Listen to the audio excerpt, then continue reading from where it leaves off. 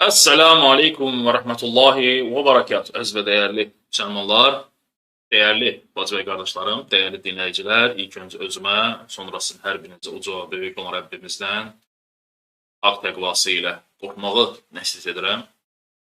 Həqiqətən də Allah Subhanahu wa Taala mübarək kitabında buyurur ki, sizin ən hörmətliniz Allahın dərgahında Allahdan ən çox qorxanınızdır, yəni təqvalı olanınızdır. Uca və böyük olan Rəbbimizdən qorxmaq, Allah Taala'nın üzərimizdə olan əmrlərini yerinə yetirmək, nəyi ki bizlərə qadağan edibsə, nədən ki çəkinməyi əmr edibsə, o şeylərdən uzaq durmaq olar, müsbəti qazanmaq olar, yəni təqvalı olmaq olar. Quran inkarçıları, din düşmənləri barəsində olan 106-cı videomuzdur. Hər zaman olduğu kimi dəyərli dinləyicilər paylaşmağı, bölüşməyi yaddan çıxarmayın. Nə qədər çox insanlar bu videolardan xəbərdar olarsa, bir o qədər də bu dırnaqarası ilahiçiləri, bu yalancıları, bu dinsiz şünasları tanımır və onların yalanlarından, hilələrindən agah olmuş olarsınız. Yəni, biz əbəs yerə hər videomuzda demirik ki, bu yalancıların, bu dinsiz şünasların hilələrindən, yalanlarından agah olmuş olarsınız. Həqiqətən də bunlar yalancıdırlar. Bunlar 50 dənə maska taxıb efirlərə çıxan insanlar və müsəlmanları 1400 ildir olan dəyərlərini, İslami dəyərləri içərdən dağıtmağa çalışan insanlardır. Və Türkiyə artıq dəyərlidir. Bu axın hardan gəlir? Yəni bu deizm, ateizm, yəni baxırsınız ki, o yağışdan sonra çıxan göbələklər olur. Göbələklər kimi bu günləri TikTok doludur. Gündə biri çıxır, yüzü qırxılmış, qalstuklu, dindən, İslamdan əsər əlaməti olmayan birisi çıxır, Allahın dinindən danışır, Allah Subhanahu Taala'nın kitabını, ayətləri açıqlama verir, təfsir edir. Yəni tərcüməni oxumaqla, dəyərli dinləyicilər, insanlar elə zənn edirlər ki, mən açdım tərcüməni oxudum, deməli mən Allahın kitabını başa düşdüm. Yəni tərcümə Allahın dinini, Allahın muradını, bizə olan istəyini başa düşmək demək deyil. Səndə doğru düzgün şəkildə elm olmalıdır. İnsanlar o kitabı başa düşmək, oxumaq üçün, dəyərləndirmək üçün, öyrənmək üçün illərini sərf edirlər. Universitet oxuyurlar. Çünki onlara doğru düzgün şəkildə sistem öyrədilir ki, Allahın kitabını necə başa düşsən, hədisləri hələ Allahın kitabı yanaşı, biz hədisləri də müraciət edirik. Peyğəmbər sallallahu əleyhi və səlləmin sünnəsini də öyrənirik.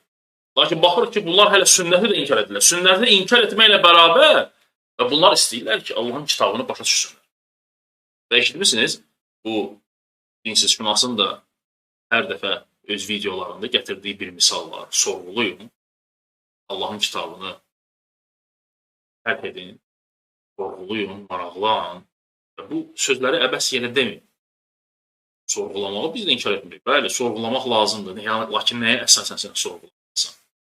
Öz ağlıma görə və yaxud da bu dırnaqarası ilahiçinin, bu dinsiz şünasının ağlına görə. Xeyr, Allah, onun Rəsulü sallallahu aleyhi ve sellem və sahabələr necə başa düşüblərsə, onlara uyğun sən sorğulamalısan. Sən başqa cürə sorğulasan, məhv olub gedəcəksən. Sonunda ya deist olacaqsın, ya da ateist. Yəni, bunun başqa bir çıxış yolu yoxdur. Yəni, bu yolun axırı, hansı ki bunlar tutublar, onu haradır? Ya deizmdir, ya da ateizm, necə ki özü videolarında etiraf edirdi ki, mən elə bir yerə gəldim çatdım ki, elə bir həddə gəldim çatdım ki, deizmlə ateizm arasında qalmışdım. Yəni, bu bədbəxt insan. Buna görə də çalışır ki, şeytan insanları da özü kimi, öz ağılda ne etsin, öz ağılını da etsin.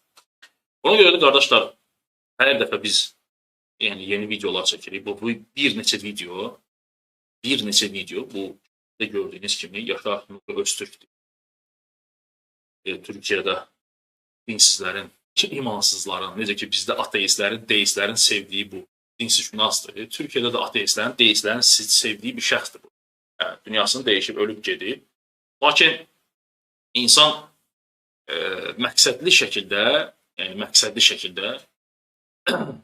Allahın dininə qarşı vuruşan, Allah Subhanahu Taala'nın dinini 1400 ildir müsəlmanların iman gətirdikləri dəyərləri dağıtmağa çalışan birisi. Yəni, mən indi harasa bir 4 dənə, 5 dənə video bu barədə çəkəcəm, baxarsınız. Və bu, bizdəki olan bu dırnaqarası ilahiyyatçı sinəsinə deyir ki, mən Quranı tərcümə edirəm və mən oxuyuram, mən araşdırıram, mən bilmirəm bu nə araşdırır. Bu heç nə araşdırmır, qardaşlarım. Vallahi, billahi və tallahi edirəm ki, bu heç nə araşdırmır. Bunun araşdırması bir nədir? Girir o videolara baxır, bu Yaşar Nuri Öztürk, Mustafa İslamoğlu'nun, Mehmet Okyan'ın, nə bilim, Edip Yüksel, o özü ağlında olanların videolarına baxır, kopyalayır və başlayır burada danışmağa. Vəssalam, bunun araşdırması başqa heç bir şey deyil. Özünüz də görəcəksiniz.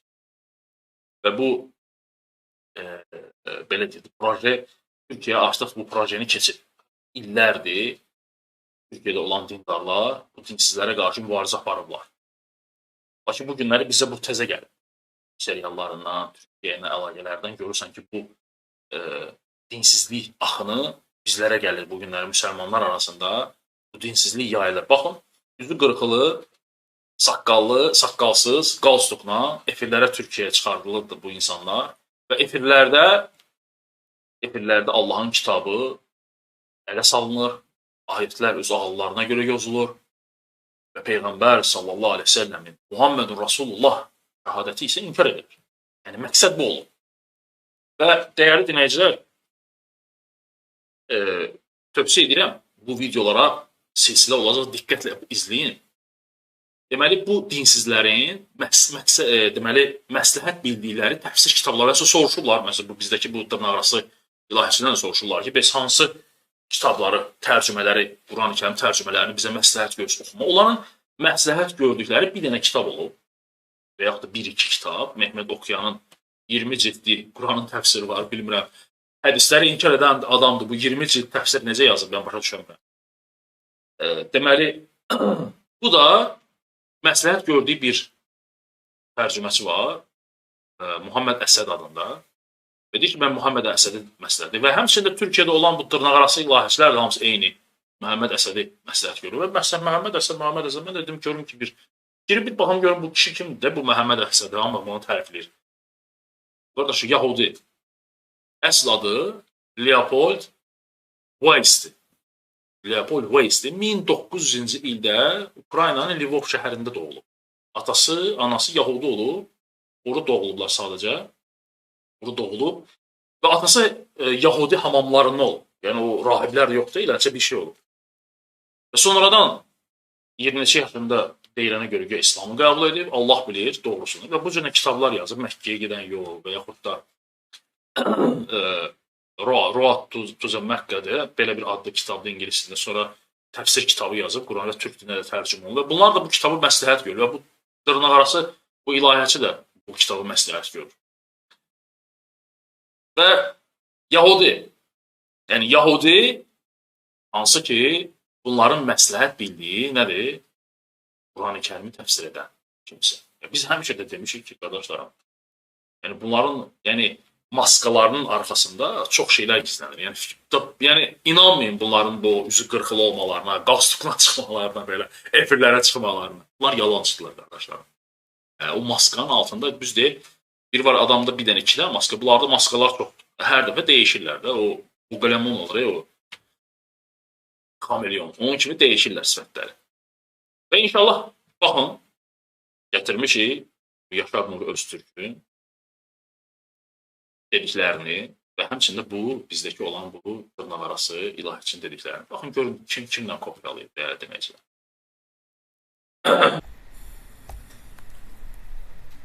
Sonra bir nəfər yazır ki, mən namazın hər rükətini 2 qılıram ana dildə, doğrudurmu İnşad qardaş? Allah qəbul eləsin deyirəm, Allah davamlı eləsin deyirəm. Eşidirsiniz də, dəyərli dinləyicilər? Deyir ki, mən evdə namazlarımı 2 rükət qılıram və öz ana dilində qılıram. Bu da deyir ki, Allah qəbul etsin, davamlı da olsun, icazəli deyən. Dinləyək. Kusura bakmayın, Türkçe namaz kılınmaz hocam. O zaman böyle açık söyleyeceksin. Diyeceksin ki İmam Azam'ı bilmemek değil, kabul etmiyorum. Tanrı uludur. Aynı şey mi? Yapmayın. Ya size ne? Adam kadın evinde yatak odasında kılacak. Sana ne diyeceğinden? Eşitdiniz də, dəyərli dinləyicilər? Yəni, hər bir şey tədricən insanlara yeridilir. Yəni, o birdən-birə, məsələn, bu günləri Türkiyədə bu Yaşar Nuri Öztürk olsun, Muhammed Okyan olsun, Mustafa İslam olsun, Edip Yüksel olsun, bu cür nə dinsiz və zındıqların dəvətinin efirlərə çağırılaraq, televizorlara çağırılaraq, şou proqramlar hazırlayırlar və İslam üzərindən, Allahın dini üzərindən şou quraraq insanları deizmə, ateizmə sürüklənmə, insanların ateist, deist olmalarına səbəbkardır bunlar. Ateist və deist olmalarını bunlar səbəbkardır. Və Türkiyədə ateizmin, deizmin yayılmasının ən böyük başlıca səbəblərindən biri bax bunlar dəyərli dinləyicilər. Və Türkiyədən də bizə keçir bu axın. Türkiyədən də bizə gəlir. Və bizdə də bunların davamçısı, bunların dediklərini kopyalayan gördüyünüz o zındıq dinsişünasdır. Eyni kəlmələr, eyni söhbətlər, eyni məsələlər, başqa heç bir şey. Çünki bildikləri müəyyən bir məsələlərdir, 10 dənə, 15 dənə İslam dinində olan məsələlərdir ki, hansı ki, gündəlik bütün, məsələn, kimsə girib bu zındığın kanallara çıxdığı və danışdığı məsələlərə baxsan, eyni mövzuları danışır. Eyni məsələlər bütün verilişlərdə, bütün proqramlarda hamısı eyni şeydir.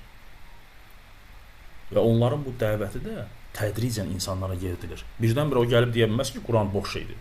Tədricən sünnəti, hədisləri inkar edə-edə, müəyyən hədisləri gətirə-gətirə insanlarda çaşqınlıq yarada-yarada və bu cürlə sənə öz batil etiqadını nə edir? Sırıyıb öz batil etiqadını yeridirlər.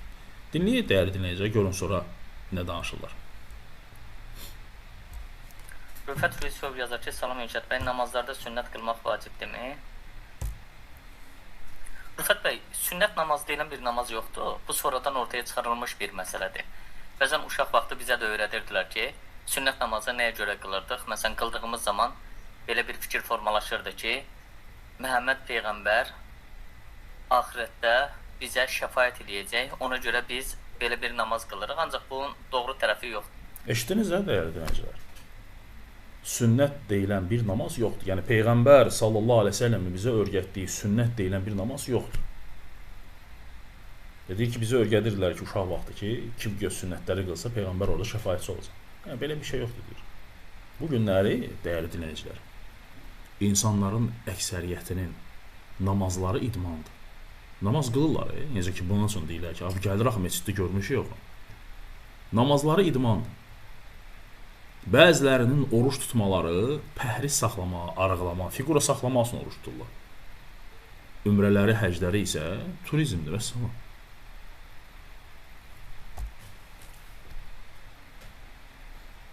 Namazlarımın sadece farzlarını kılıyorum. Ama niyet ederken farzını niyet edip 4 rekat kılmak mı uygun? Yoksa 2 sünnet, 2 farz olarak niyet edip kılmak uygun? Allah'ın emrettiği veya dinin bizden istediği namazla bizim kılmamız önerilen fakat bize bırakılan ve ilmihal kitaplarına işte öğlenin, ikindinin, sabahın, yatsının farzı, sünneti diye yazılması dine aykırı olan namazlar var. İşte namazların sünneti, öğlenin farzı 4 rekat, sünneti 6 rekat. Ya böyle bir din olur mu? Kur'an diyor ki ibadeti Allah'la başkaları arasında paylaştırma diyor. Paydaş koyma ibadette Allah'a. Ve la yüşrik bi ibadeti rabbihi ahada. Onlarca ayet. Şirki görün nəyə qiyas edir? Peyğəmbər sallallahu aleyhi ve səlləmin sünnətinə riayət etmək, Allaha şərik qoşmaq etməkdir ya. Görün dəvətini necə gətirir, ora çatdırır. Şimdi Allah'a yaptığımız ibadetin 3'te 1'i Allah için, 3'te 2'si peygamber için. Allah cennet verecekmiş, peygamber şefaat edecekmiş. Eşitdiniz? Allah deyir cənnəti verəcək. Yəni Peyğəmbər sallallahu əleyhi və səlləmin sünnətinə yetsən, Peyğəmbər sallallahu əleyhi və səlləm şəfaət verəcək. Eyni ilə bu zındıq da eyni sözləri deyirdi. Bu şirktir ya. Gördünüz?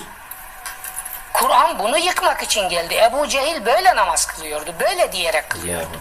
Allah. Yəni dəyərli dinləyicilər, bu videoları qoymuşam bura. İnşallah ki bir neçə silsilə dərs bu barədə olacaq. Yaşar Nuri Öztürk barəsində onun gətirdiyi o zəlalət sözlərini. Dünyasını dəyişib.